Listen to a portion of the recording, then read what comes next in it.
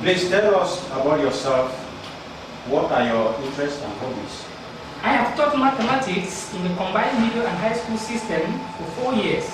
I established a daily behavior and routine in my class which direct every activity, spell out expectation during group and independent assignment, entering and exiting the class, asking for help from teacher or peer. So everything is structured in my class. I built great personal relationship with my students, and most of them are confined in me. They share a lot of their daily lives with me, and sometimes I contact some of their parents to share with them certain things about their kids. Sometimes the kids just want to see me, spend time with me, express how they feel about certain things. I have built bridges between some kids and their parents. For my interests and hobbies, I love watching TV shows like debates. I love educational arguments that are intended to instigate critical thinking.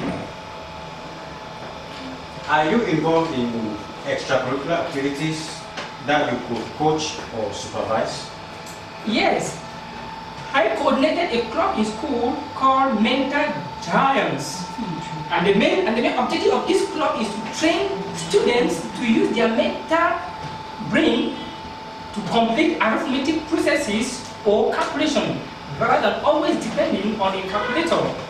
I have derived different number pattern or algorithm, and I have taken some from the internet to help students practice addition, subtraction, multiplication, and division.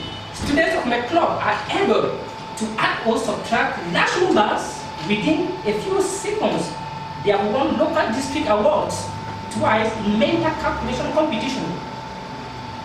Why did you decide to become a teacher for the subject for which you are applying? I was a very smart kid in school. I was in accelerated classes. I always wanted more academic challenges, and mathematics was one of those subjects where I could find a few of these challenges. So I developed a lot of interest in mathematics.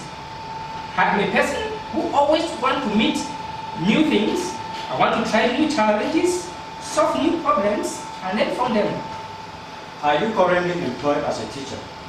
Yes. How many hours per day do you teach, and how many days per week? I teach 8 hours per day and 5 times a week. Describe your teaching experience. What subjects have you taught, and at what grade level?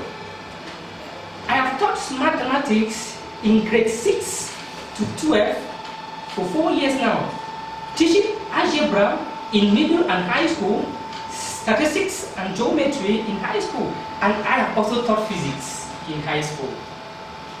Describe other work experiences you have had besides teaching.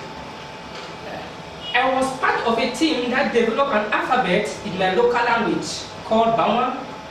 I teach this language to children in my community how to speak and read this language. We hold classes every Saturday for 2 hours in a local community hall. Have you ever worked in the United States? No. What do you hope to be doing professionally 5 years from now? I will still be teaching. If I were to talk to several of your colleagues, how would they describe your personality? They would say I am a very organized person. They know I put a lot of time to make things work well in school and in class. They will tell you I am a good team player. I am always willing to assist anyone in any way as far as it is for the good of the kids. What will your students say about you? Some of my high school students say I'm their model because I master my math concepts perfectly and present instructions in short and simple things for everybody to understand.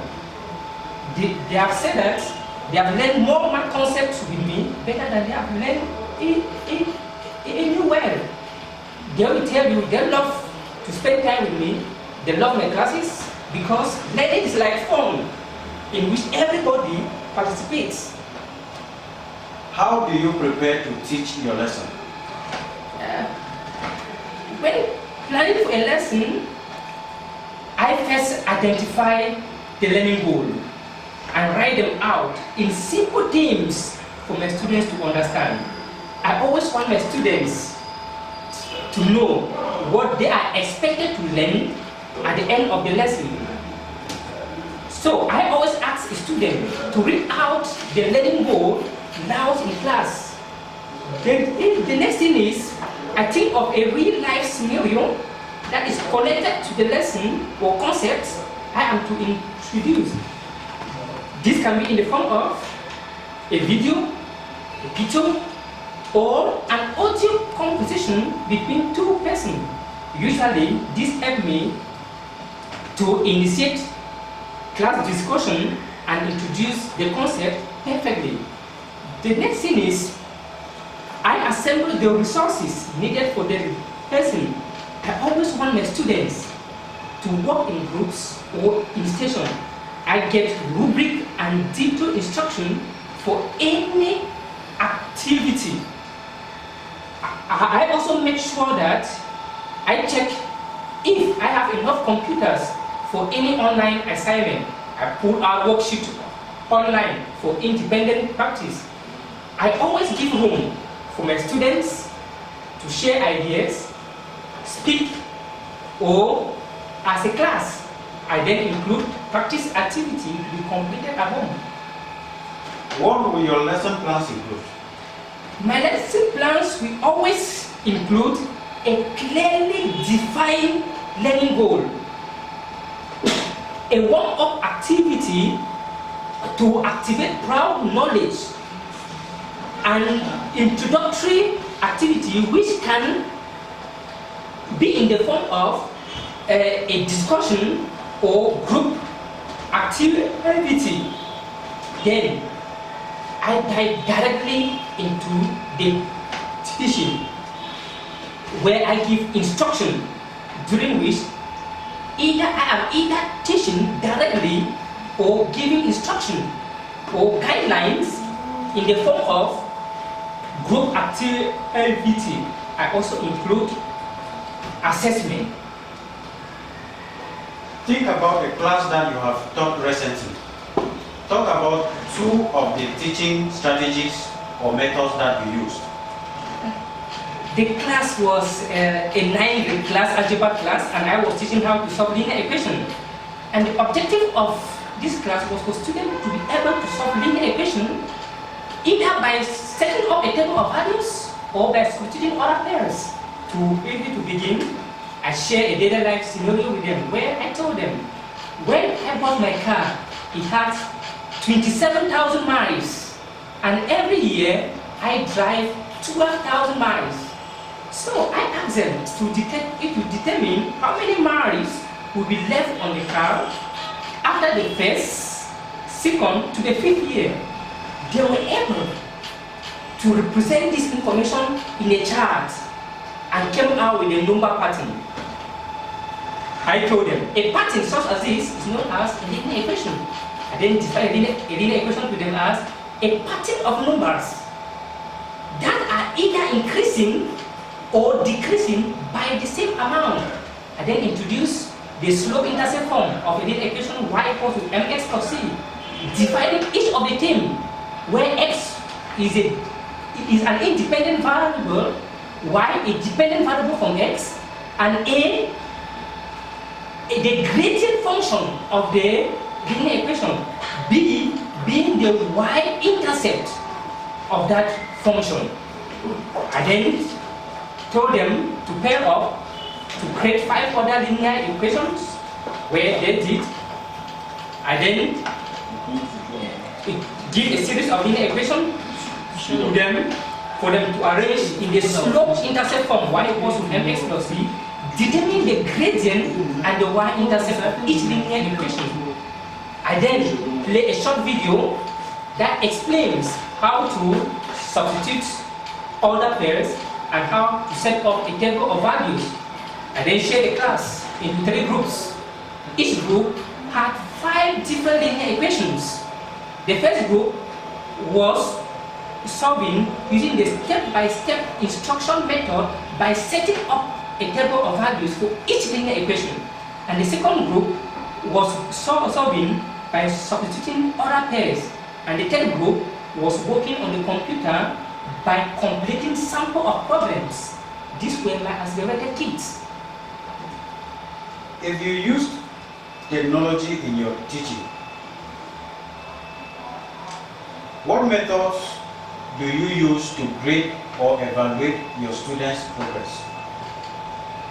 After school, every day, I spend about 2 hours to grade students' work or to give detailed feedback on their work.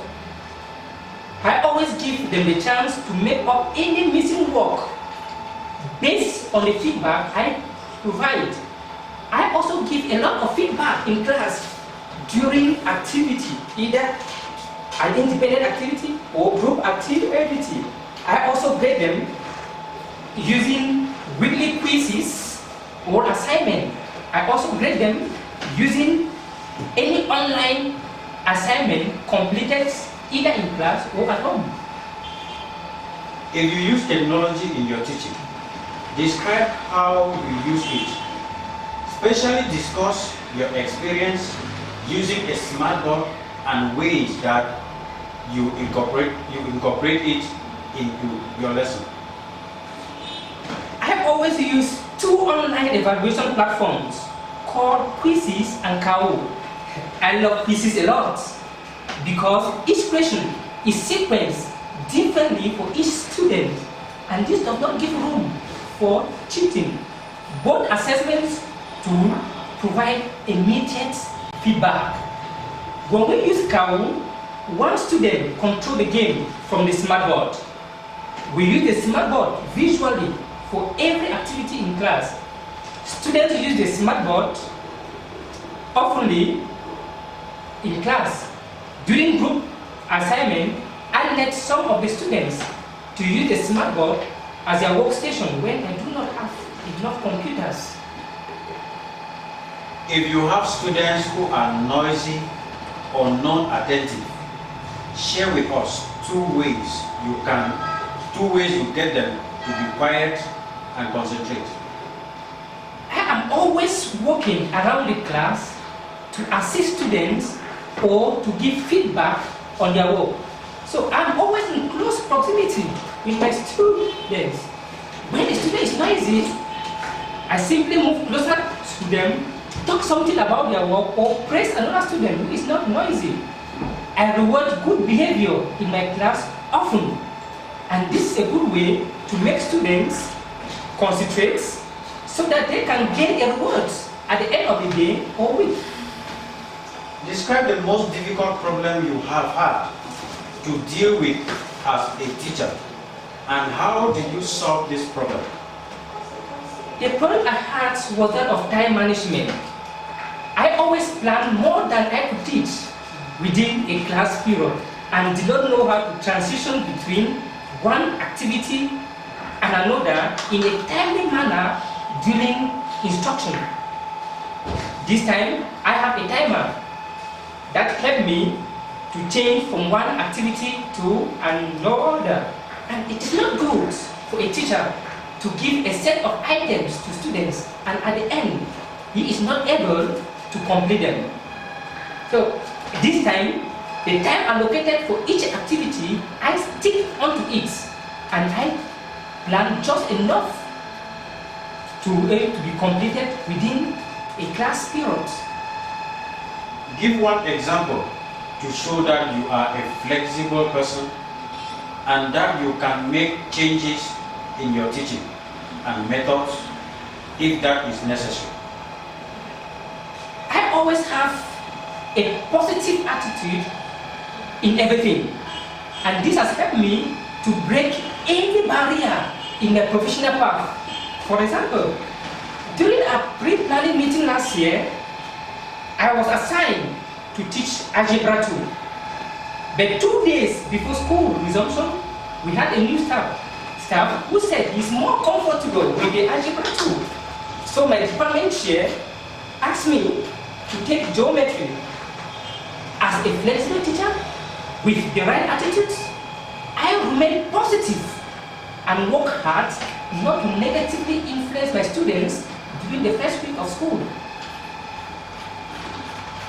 Is there anything you would like to add about your qualifications that we may not be aware of? No.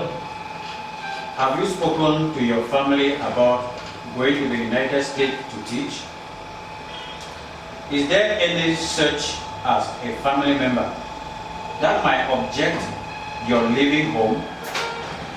Are you aware that your family members may not join you here until approximately 4 to 6 weeks after your arrival? Yes, and nobody objects, and I agree. Do you understand and accept the Francier A is a 3-year, the thesis is a 3-year program, and after 3 years you must return to your home country. Do you agree to this? Yes, I understand and agree.